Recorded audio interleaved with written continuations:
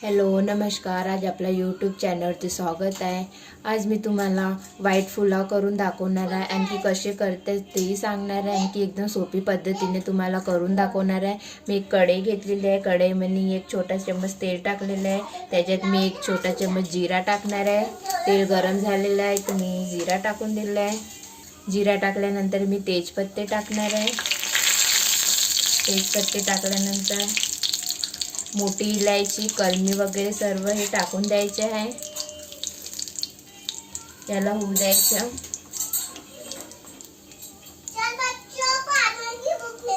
मी मिरच्याचा paste केलेला होता, मी अर्धा चम्मच मिरच्याचा पेस्ट टाकत आहे। याला मिक्स करून घ्यायचं। कमी गॅस करायची आहे।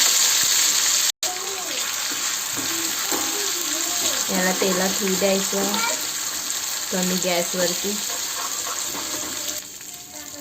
त्याच्यानंतर मी स्वादानुसार मीठ टाकणार आहे।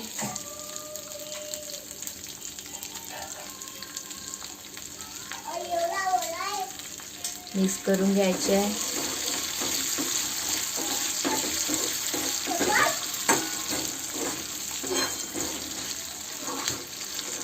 तांदूळ मी आधीच मांडून घेतलेले आहे। आपल्याला तांदूळ शिजून घ्यायचे आहे। त्याच्यानंतर गाजर टाकायचे आहे। गाजर बघा बारीक लंबे आकाराचे कापलेले आहे।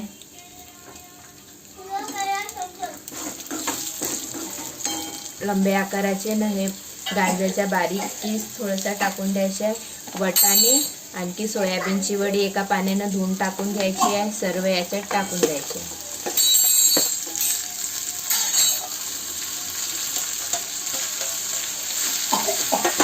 याला मिक्स करून घ्यायचं आहे चांगलं।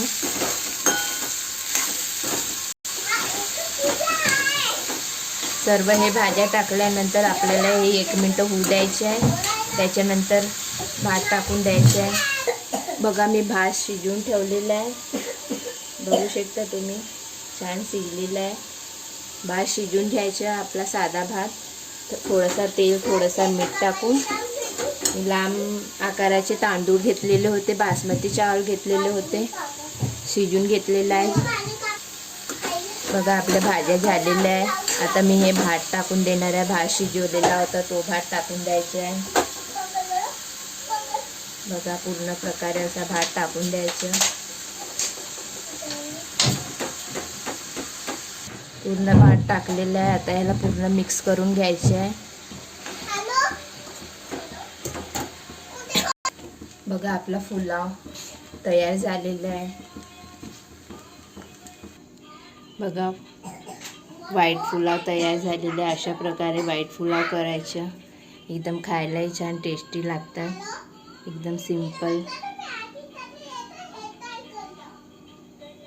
माझी रेसिपी आवडली असेल तर मला कमेंट करा, लाईक करा।